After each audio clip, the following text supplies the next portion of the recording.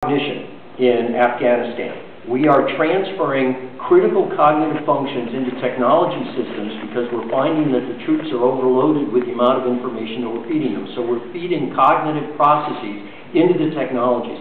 Same thing GM is doing with their cars. Same thing that we're doing with the students. Every time a student opens up their lab book in one of my classes, they have access to the accumulated memory of the world. We used to think memory was one of the indicia of high intelligence, back when memory was scarce. Now we have Google, memory isn't scarce anymore. My point is that the changes are very profound, they're being driven by very fundamental forces, and we're unlikely to stop them.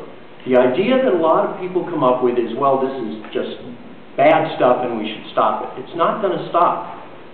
We haven't stopped plastic surgery. We haven't stopped kids buying Adderall in front of Hayden Library. We haven't stopped people using Google.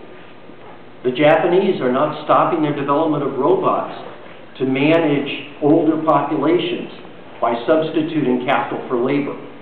DARPA is not stopping its research on soldiers and how to make them more effective and how to avoid casualties.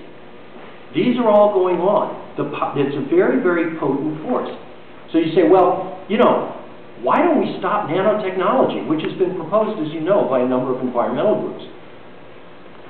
You can't. That's why.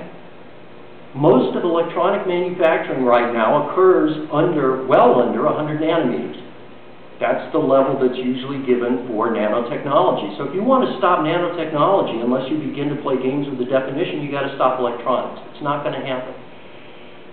If you want to stop augmented cognition and the development of augmented cognition systems, you're saying you're willing to kill more American troops to avoid deploying that technology. That's a hard argument to win. I'm not saying it's right or wrong. I'm saying you're not going to win it. So my point is, there comes a point when you've got to be practical about the world you live in and about the extent of your knowledge. Technology is not necessarily a good thing. When we invented the printing press, well, actually the Chinese invented it. When the Europeans got a hold of it, the first thing they did was started printing the Bible.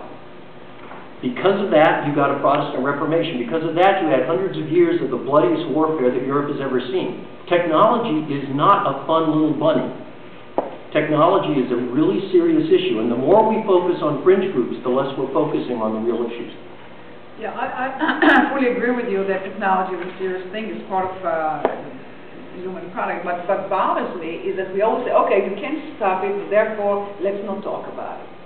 And that's really what has happened, that the debate about the extent of technology or the challenges that technology poses to us is always kind of polarized in a simplistic way, and the real serious issue, what does it mean to be a human being? What should be our aim? What does it mean to aspire to wisdom? What does it mean to look for knowledge? All of those issues are not asked, and instead we are saying, okay, you can't stop it, so sit still, hang tight, and just wait and see. And I'm saying, yes, I agree that the process is taking place, but let's at least engage. But once you engage, you have to bring some set of values into the conversation, and those values are indeed coming from older traditions, and I don't believe that those older traditions are necessarily passé. I don't believe that. I think that they have a lot to still say to the meaning of being human. So I would like to see ethicists, historians, theologians, philosophers, literary scholars all engage contemporary technology, and while knowing that indeed you cannot stop it, but at least let's be somewhat wise about how do we enter this public debate, and I don't think that we have enough public debate on that issue. I was involved in the forum that took place 2 years ago in March on the nanotechnology thing. 6 different places across the country. Have either one of you read the reports as the result of those forums? The David Guston project? Yes. Yeah, he shared it with our seminar, yeah. That was really an experience. I enjoyed it a lot. And one of the things that I found most interesting in the idea of human enhancement living to 150, etc., do we continue to work and be productive until we're 120? By not crawling into a hole and starting to push push up daisies. We're not making room for a younger generation to have a job.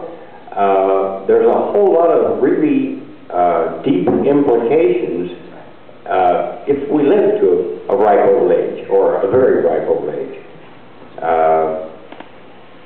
The issue of making room for those coming behind us, I see as one of the most difficult things to accommodate. We practice birth control, and according to all the statistics I've seen, we have gotten to the point of no return in that case of the various ethnic groups, population worldwide, and the control of the world from those points.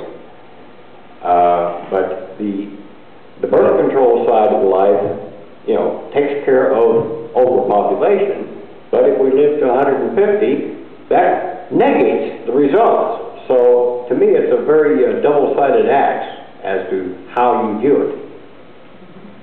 I agree. There's also a lot of environmental impact that has to be taken into consideration.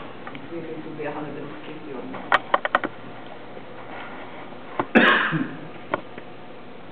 Well, I think that the related concern that the last gentleman mentioned is the entitlement programs like the Medicare and Social Security and all those. So we're kind of starting to see that now, and the problem, if you're enhancing people, and to what end do you enhance people, or do you fix people,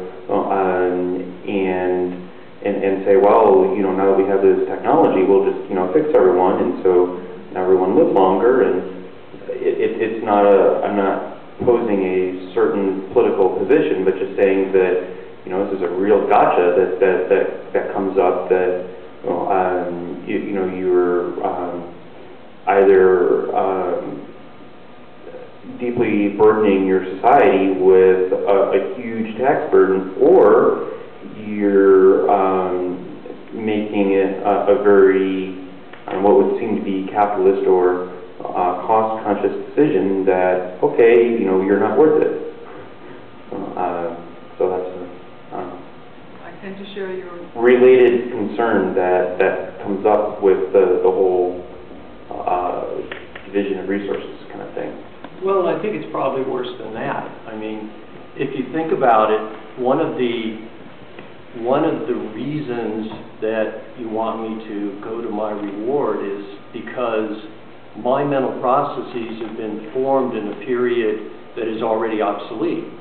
And so the more I hang around, the harder it's going to be to make sure that new ideas can flow into the economic and power structures the way they should. The people that are working on this say that what they're going to do is they're going to create people that are competent mentally and physically up until the very end. So presumably you adjust to reflect that.